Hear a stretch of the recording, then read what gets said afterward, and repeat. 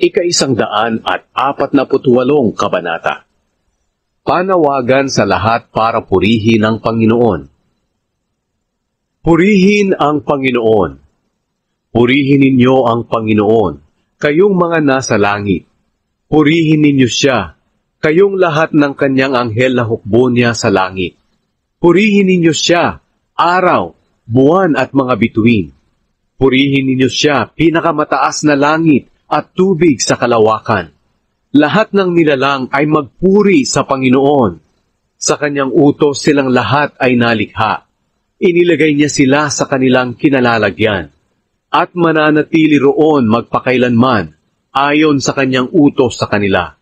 Purihin ang Panginoon kayong nasa mundo, malalaking hayop sa karagatan, at lahat ng nasa kailaliman ng dagat.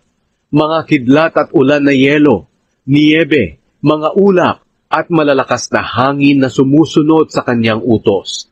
Mga bundok, mga burol, mga punong kahoy na namumunga o hindi. Lahat ng mga hayop, maamo o mailap, mga hayop na gumagapang at lumilipad.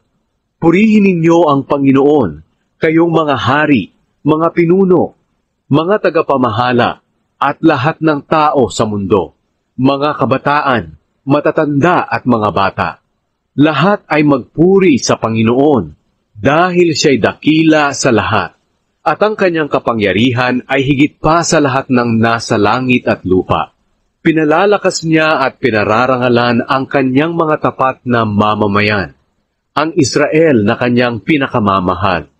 Purihin ang Panginoon,